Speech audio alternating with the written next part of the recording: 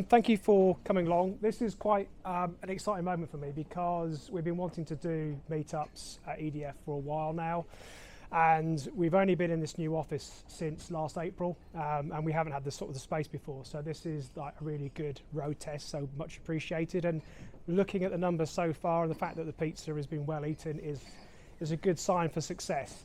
My name's Steve Bauman. I'm the Principal Software Engineer at EDF in the UK. I head up our software engineering practice, and I look after all the engineering activities in the UK, as well as having interfaces to our colleagues in France in group. And what I'm going to talk you through today is a little bit of an abridged story about kind of how we got into DevOps and how we operate.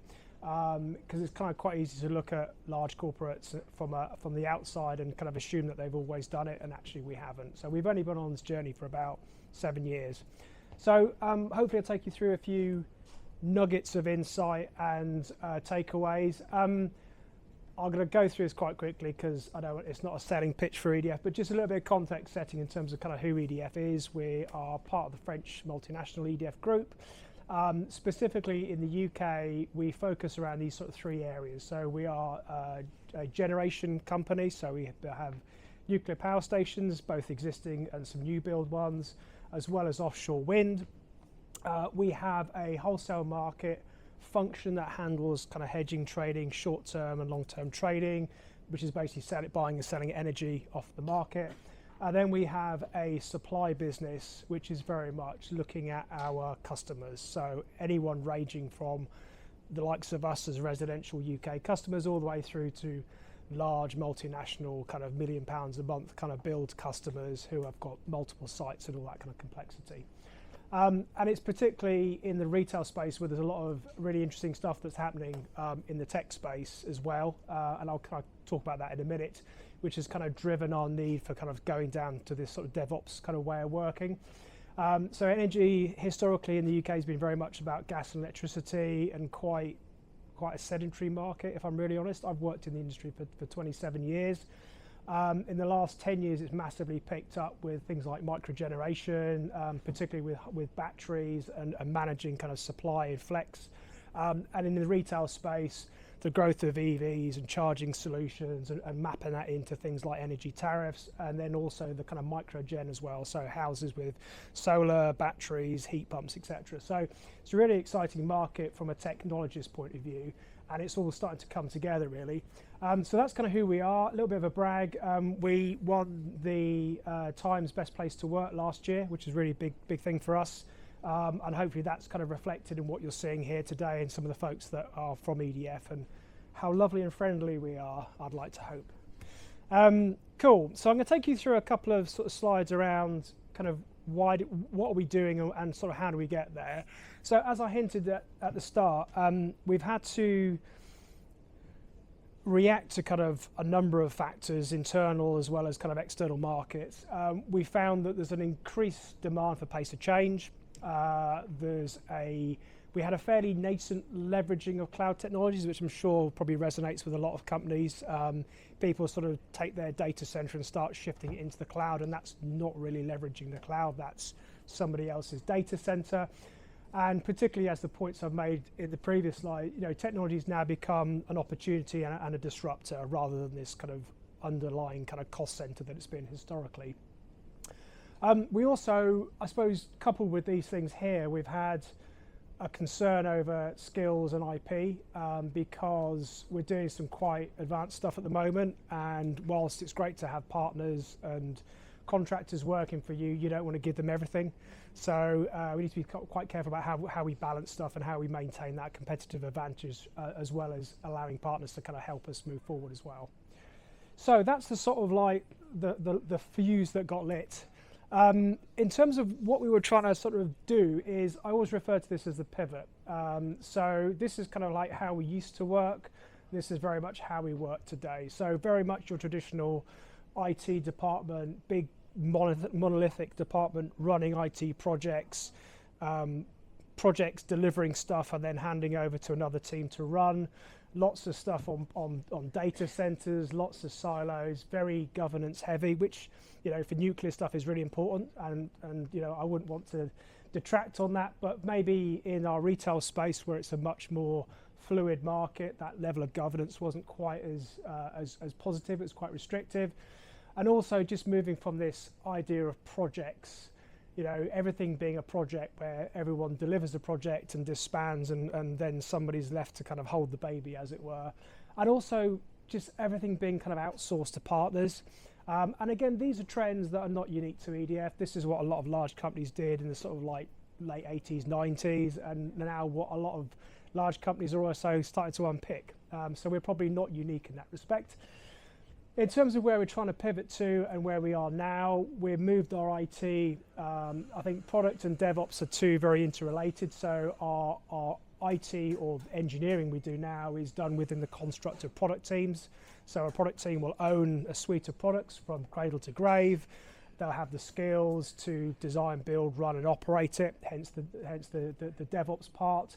The big shift then towards right source. So not everything is a product team.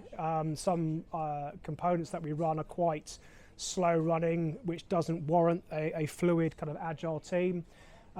So maybe they're okay being outsourced, but things like our mobile app, our customer facing stuff, our integration, the stuff that allows us to move really quickly, we do want to kind of in-source that and maintain that IP into our teams. And we still leverage partners to do all of that, but also, and again, it wouldn't be a session if I didn't talk about AI, particularly like in the emergent AI space where nobody's got the answers. We're probably using a few partners to help us kind of get bootstrapped in that space as well, so that we then build up the skills ourselves and become self-sufficient. The big one for me, and this is probably quite a good example of why I'm here today, is the communities. So what we have, and what I'm particularly proud of as our engineering practice, is we have this concept that whilst I've got 200 or 300 people that work for EDF in this space, they don't all report into me, but I do have an accountability for them, and they belong to this kind of wider family. Is probably a bit of a pithy title, but they belong to this wider community. So we've got this great kind of culture of working together, collaborating, running things like communities of practices, running town halls, knowledge sharing, lightning talks, all that kind of stuff to kind of break teams out of their silos and kind of try and avoid reinventing the wheel. So lots of things that promote things like our kind of, we've got a component library for our UI that is run by community of practice. So that keeps us on brand and it saves us duplicating stuff. We've got some great work being done in Terraform and GitHub Actions in terms of building and curating a common set of those which people contribute to. So anything like that that basically brings people together to stop that reinvention of the wheel is definitely where the communities are. And importantly for me, standing here with my AWS kind of co-branded sweater on, really serverless and cloud native is our absolute mainstay. What I'm showing you is very geared towards what we're doing in the retail space, which is very AWS centric. We do operate in Azure as well, but there's probably a bigger story around AWS. Sorry to Drew and Simon, who are very much our Azure people. So, it's worth calling out, I guess, our engineering normals. So if you had to sort of say, what does it look like or feel like to be a software engineer, and by software engineer, I use that as a broad term because we don't generally talk about DevOps engineers or front-end engineers or back-end engineers. We talk of those three things as kind of skills and disciplines, but on average, most of our engineers are kind of full stack, and if they're not full stack, they tend to be sort of gearing up towards being full stack because that just gives our teams the most sort of flexibility. So we pride ourselves on agility, not just agile as in the agile manifesto and how we operate, but also in terms of our mindset and culture. So agility applies to you as an individual, how you learn and evolve, how your team adapts and learns, and using all the great stuff around retros to feed in that cycle that makes sure that you're not just repeating the same mistakes, you're improving your processes as well as delivering stuff. Cloud native, I've already talked about. Automation, this is key. I mean, one of the founding premises of setting up this practice was that everything is code. So we're huge Terraform users. We're kind of, Python, TypeScript is our main sort of application languages. And I would say 99% of what we do from a code delivery pipeline perspective is all full CI/CD. And we sort of tend to get on that journey as soon as we can. So, you know, even some of the proof of concept work, we try and codify early, just so that you've got that springboard into doing it properly when it goes live. And that again gives us that ability to run at pace. We talked about Own It. We talked about DevOps. We've recently sort of brought in SRE into that narrative as well. And for us, our sort of interpretation of SRE is kind of DevOps on steroids. So it's doing all the DevOps stuff in terms of build it, run it, optimize it, that continuous improvement, but it's also starting to shift the focus much more on the operational design when you're building products. So work out what you're building, what is its operating dimensions, is it used by 20 people or 2,000 people, is it going to cost you millions of pounds when it goes down because it's a trading application, and make sure that your designs reflect that. And also so that you can sort of set things like SLOs and kind of you know, error kind of budgets, and quantify and make sure that, you know, your entire operational kind of approach is sewn up. You know, so for me, like, our perfect example of that is an application that is designed with that in mind. It's got clear SLOs. It's instrumented using Dynatrace, which is our core observability platform, and you've got that mapping between errors and runbooks, so that when everything goes wrong, which, you know, it invariably does, you've got a real clear lineage between the path. And it also means that once that's clear, you can then say, well, rather than that being a runbook, how do we just optimize it and take that out and automate it and self-heal? So it just gets us on that journey. Learning innovation is key. We try and give a decent chunk of time for learning development and innovating, because frankly, if you're not, you're moving backwards. That shouldn't be a great surprise. And then the collaboration part, I think I sort of cover that as part of the community. So we do a bunch of things like this. We do game days, we do hackathons, we do regular sort of deep dive sessions with vendors, and just all the kind of things to keep you kind of on your toes and just learning kind of new stuff and shaking it down. So here's a bit of a journey, because this didn't happen overnight, and I think what I'd probably narrate on this is well, yes, it didn't happen overnight. How we kind of got on this journey was starting really early with a handful of small projects that were allowed to work in this new way compared to the old way, and therefore had a level of importance, but if they failed, they weren't disastrous for obvious reasons. So we learned an absolute truckload out of doing that, which is not a great surprise, and that allowed us to sort of gain a level of credibility and then expand from sort of, you know, 5 teams to the sort of 40 plus teams that we've got today. In fact, that number is probably nearly 80 teams at the moment.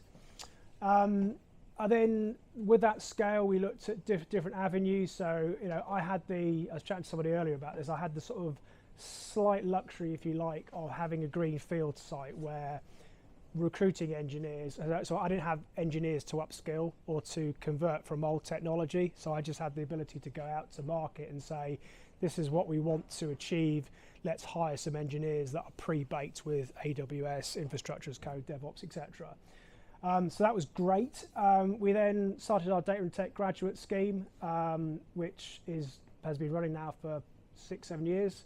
That's going from strength to strength. We evolved our partners, so, you know, we worked, and we still do work closely with our partners, and moving those from an outsource model to we need you to provide kind of resource augmentation rather than just make it your problem.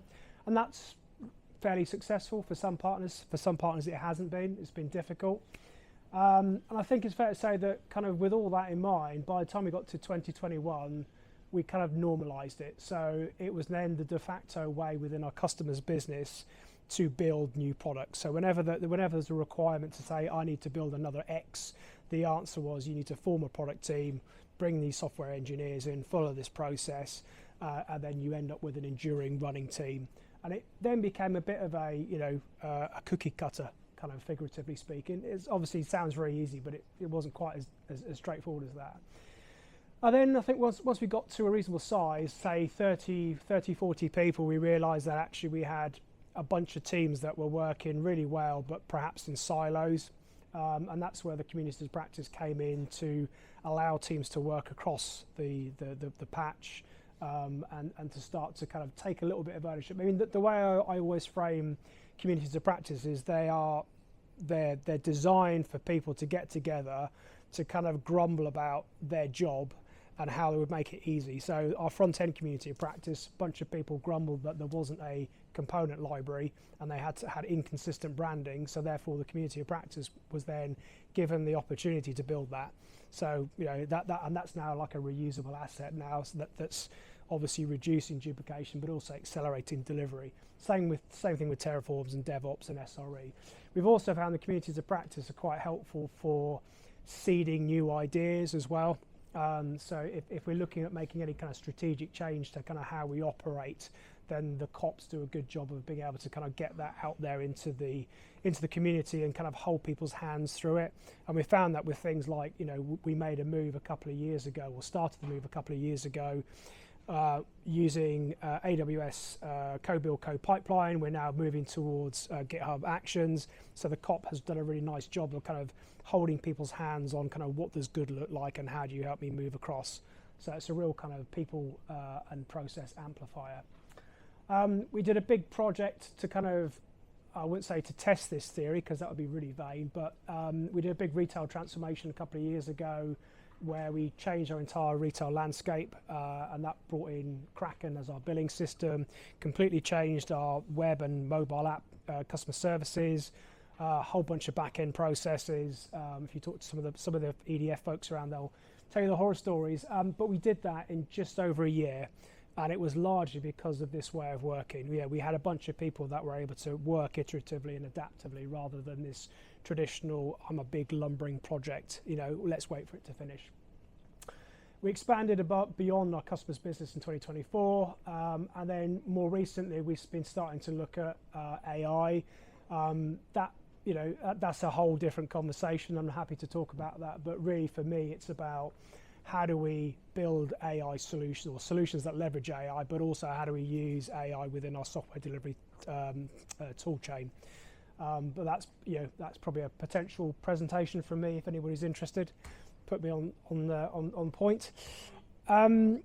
This is probably just worth summarising as well in terms of kind of how we operate, because a lot of this, as I'll talk about in the kind of lessons learned, there's a whole bunch of like enablement that you need to do, and that we've done as part of this. So, hiring a bunch of engineers, building product teams is not massively difficult in its own right, but you kind of need an engine house to get these guys up and running.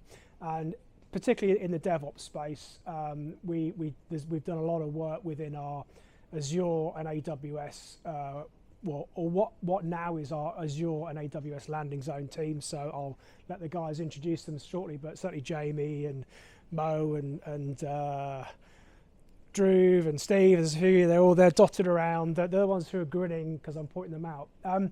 But they kind of built this machine that allows for engineering teams to quickly spin up a set of AWS accounts, to then take ownership of those accounts and then to build within them.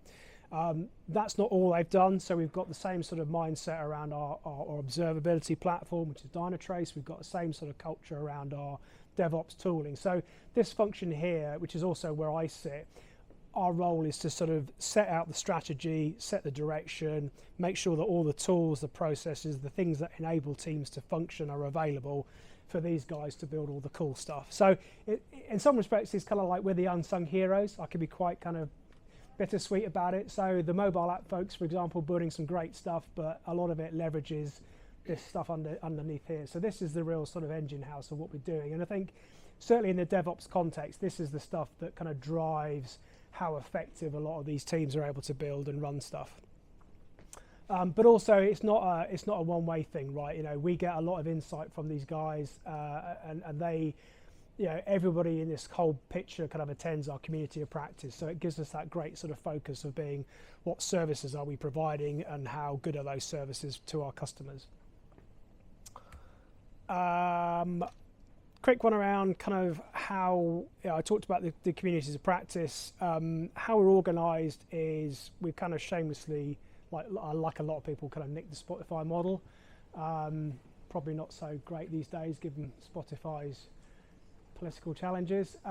So we kind of refer to, I liken this model very much to domain-driven architecture. If anyone's done domain-driven architecture and understands domains, this is kind of how we're structured, right? So we've split our organization up into a bunch of domains, which are called tribes. Those tribes have a business function. We then subdivide that into a number of engineering squads to keep the numbers small. And these are your archetypal kind of two pizza teams. So 4 or 5 developers, typically maximum, and they either work on 1 or 2 products. So that's the general sort of plan. And that just gives us the ability to scale out as well. So as we build more and more products, this is the sort of the replicating model. And then back to the practices and the community, it's the practice and the communities that kind of glue all this together. It means that all of these squads have got some belonging to a higher cause, and a bit of support as well.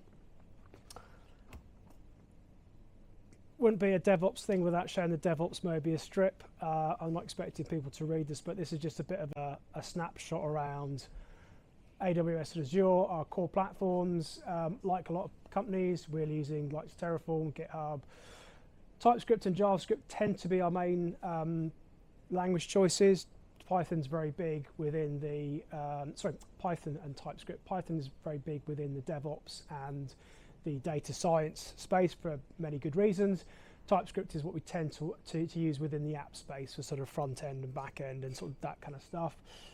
Lots of testing tools, good chunk of kind of operating monitoring stuff like ServiceNow, Dynatrace, Dependabot. There's a whole bunch of stuff that I'm not showing on there, but that just gives a bit of an overview of what our kind of tech stack is. And then finally, to share a bit of learning and advice. So we made some mistakes, unquestionably, because you do, otherwise you're lying. I think back to my earlier point about the enablers, we found that our business needed stuff building. So building and delivering products is obviously the most important part. But not losing sight of the stuff that allows you to build those products is something that I would always draw caution to. So for example, our AWS landing zone has evolved massively because of almost this massive pull from this piece of work. So I don't think we've quite seen the same thing with our well, we're starting to see it now with our Azure platform. So I suppose the message there is it's great to be building funky products and all the rest of it, but don't forget your enablers. Don't forget your hygiene. Things like, sounds kind of boring to some people, but things like competency frameworks, job progressions, salary banding. Don't create an internal market. I've seen that happen in other organizations. So that has to sort of move at a similar pace to building product teams. Otherwise, the two will move out of kilter. And you can't sort of do one without the other. There's no point in building a bunch of enabling processes now and then expecting people to use them. You almost need that dynamic tension to kind of create the demand to build them. So that was a key one. And then recruitment, which is quite pithy, given we've got some recruiters here. It's absolutely not a one and done. We're lucky we've got a really good retention kind of ratio at the moment. But we're always growing, and therefore treating recruitment as an evergreen thing is a really important thing. And I think we did neglect recruitment at different phases, and we learned a lot for it. We pushed stuff out to agents. Dick got one result. We tried to do it ourselves completely. We got a different result, and then we sort of found a good approach in between. And again, a lot of it is just like a lot of DevOps mentality. It's like, this is an engine, right? Tune it up, make sure it's efficient and well oiled, and it will then make it really easy to kind of work. What we learned, this is the nicer story. So some of this is a bit obvious, so apologies for that, but start small. So starting small allows you to fail quickly, learn, and it also doesn't annoy lots of people like stakeholders. But equally, by starting small, you can build trust organically, and with every delivery that's successful, you get a greater level of trust, which then gives you the next project to deliver, and it then it snowballs. I kind of mentioned that in the last slide, but make sure you balance the enablers alongside delivery, otherwise you'll soon run out of steam. This one is a bit kind of writing strategy papers at the moment, so this is quite a kind of philosophical one, but vision rather than plan. So you don't need a plan to the nth degree for this. You need to have a vision. The vision has always been, we want to build an internal engineering capability that leverages cloud, and we know kind of what that feels and looks like, but we don't need to know how many teams, we don't need to know the minutiae detail, and it just keeps you kind of focused on that. People and culture, I find with every year I work in my role, it's less about technology and more about people. It sounds a bit of a cliche, but it's absolutely true. So having evangelists, grassroots kind of mindset of people that they understand where you're going and they're kind of beating the drum and getting others interested is so important. Otherwise, you're just constantly banging your head against a brick wall. So find those evangelists, seek them out, work with them, and they become super powerful allies. Cover this last one, evergreen, talent, look after it. It's a machine. Your people are really important, so don't take your eye off the ball. Even when things are looking good, always be looking at the next evolution. So we're looking at things like, are our software engineering roles correct right now? Because they were right last year and they were right the year before, but that doesn't necessarily mean they're right for next year. So keep your eye on that kind of stuff. And then this one, I think this one was really important because I kind of always strive against kind of dogmatic standards. And I would say we have organic standards in the sense that we're using, by virtue of using like a small number of hyperscalers, we've got natural consistency between teams. Teams using AWS and using TypeScript and Python, using serverless technologies, using Terraform, using GitHub, etc.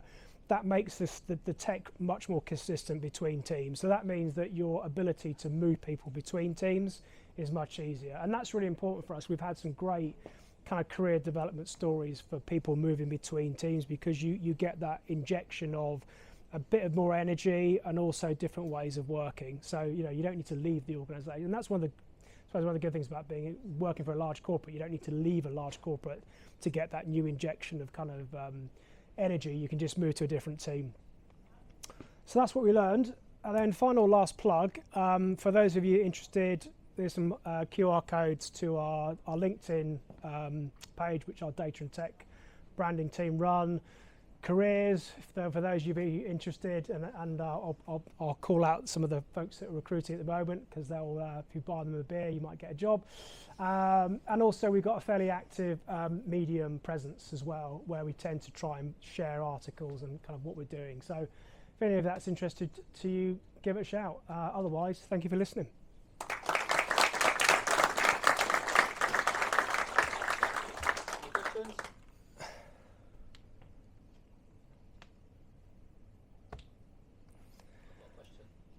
Did you experience any challenges when you implemented your sort of DevOps culture at EDF? Massive, yeah. I think there were probably three hotspots. One of them was with our project delivery function because they love a good program and a project. Because that's if you're a program manager, that's what you do. So moving away from that to kind of product teams was they were obviously impacted by that.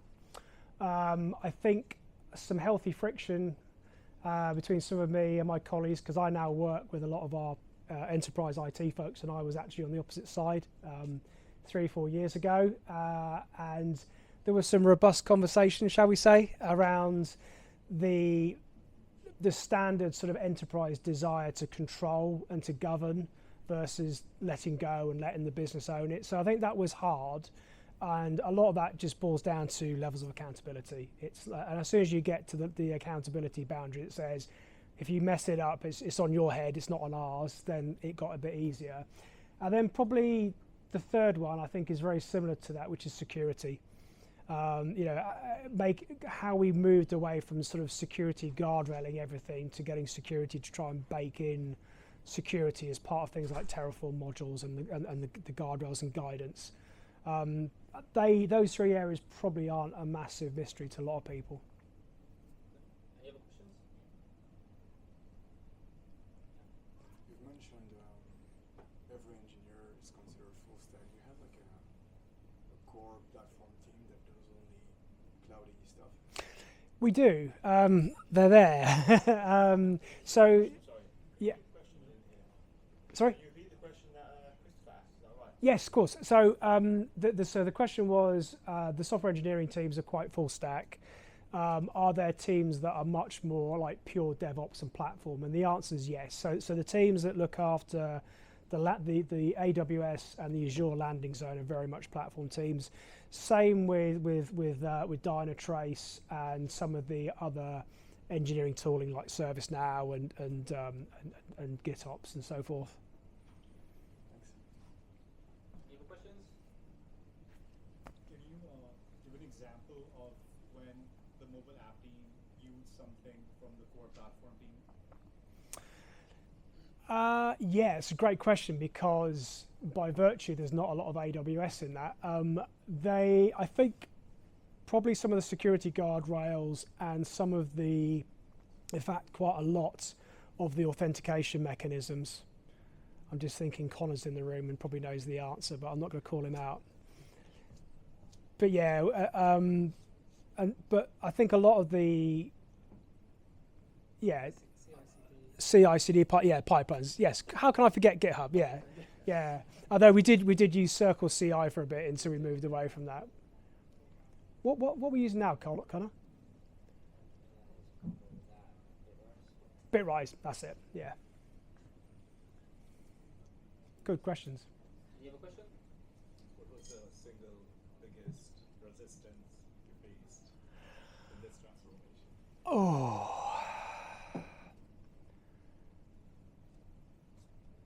Do you know what? I can't think of one single one that I lost sleep over. I think probably getting it started was the biggest resistant. I mean, I think we've been trying to do this. I mean, we've been using AWS, for example, for 14 years, I think, haven't we? And we've gone through a few different iterations. And I think when we started this particular journey in 2020, there was a set of conspiring kind of organizational nexuses that were all joining forces. So there was a desire and a recognition to change. I think when we started to knock, we tried to knock on that door, I think probably 5 years early, and it was shut down because, and I think there was probably some organizational change, different dynamics, maybe a different, in fact, I think there was a bit of a different leadership coming in as well. But yeah, and I think probably the most important aspect of that question, I think, is also sometimes there's a right answer, but it's not a right now answer. And I think, some of us have been around for a while, and this is probably another learning curve for working in a corporate, is that if you're a small startup, you can turn on a sixpence. If you're a large corporate, sometimes you need to kind of find the right time for that opportunity to happen. Yes, you can make it happen. Yes, you can influence people, but you sometimes need to kind of bring those nexus of forces together. Awesome. Good stuff. Thank you.